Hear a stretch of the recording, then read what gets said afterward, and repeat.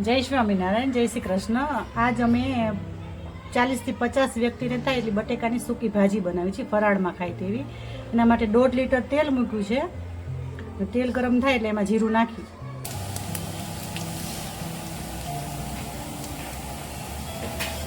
મીઠો લીમડો અને સૂકા મરચાં નાખી છે।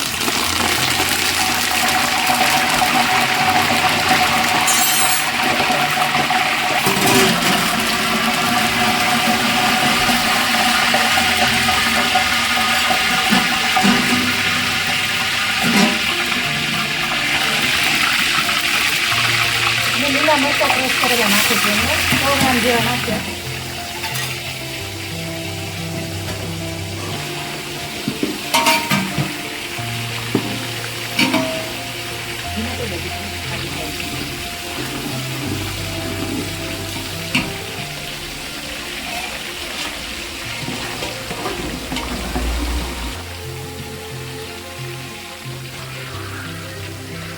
હવે એક મોટી ટેબલ સ્પૂન હળદર નાખશું।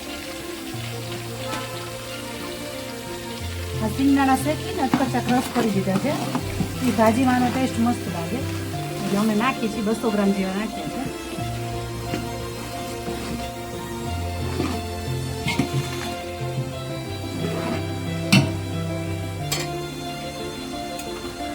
મીઠું સ્વાદ પ્રમાણે તમે 3 થી 3.5 ચમચી જેટલું નાખ્યું છે, બાફવામાં નથી નાખ્યું।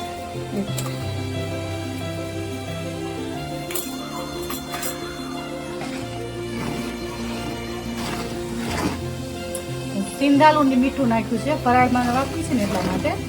હવે એમાં ટમેટા નાખશું, કિલો જેવા ટમેટા લીધા છે।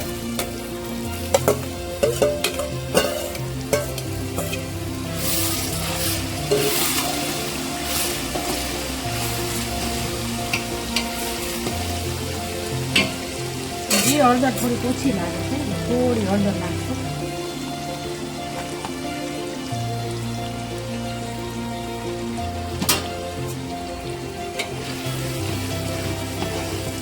બધાને પેલા ચડવા દેશું સરખી રીતે, ટમેટા ચડી જાય ને ત્યાં સુધી। અમે 8 કિલો બટેકાની સૂકી ભાજી કરી છે 50 વ્યક્તિ માટે, 40 થી 50 વ્યક્તિ માટે। આવી રીતે કરજો, બહુ ટેસ્ટી લાગશે। તમે સિંગદાણા નાખશો ને એનો ટેસ્ટ બહુ સરસ આવે સૂકી ભાજીમાં।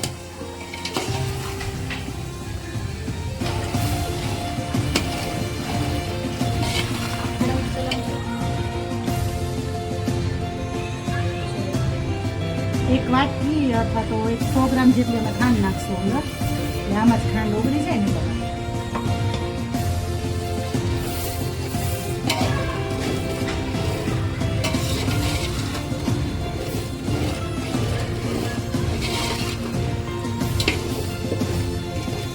વાંધો નહીં આવે। હવે અમે બટેકા નાખી દઈશું ભાજીમાં, બધો વઘાર સરસ ટમેટાનો ચડી ગયો છે।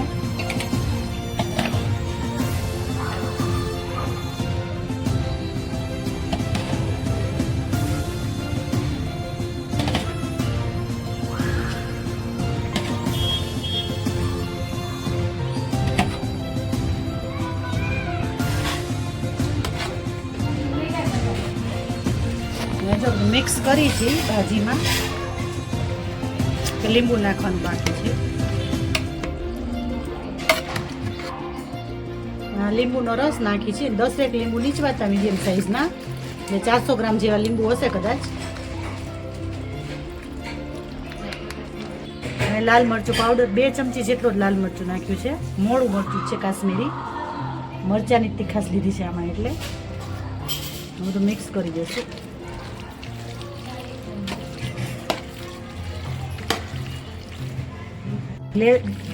ગેસ સાવ ધીમો જ રાખ્યો છે, એટલે બટેકા એકદમ ભૂકો ન થઈ જાય, પીસ રહે એટલા માટે। અમારી ભાજી હવે તૈયાર થઈ ગઈ છે ને ધાણા ભાજી નાખે છે અમારી બેન।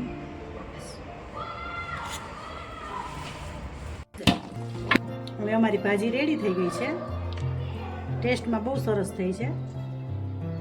એકવાર બનાવજો, ઘરે ટ્રાય કરજો, બહુ સરસ બનશે। પછી લાઈક સબસ્ક્રાઈબ કરજો ચેનલને। અને આજે અમે છે ને સાંજે જમશું, ફૂલ વિડીયો મૂકશું, જોજો।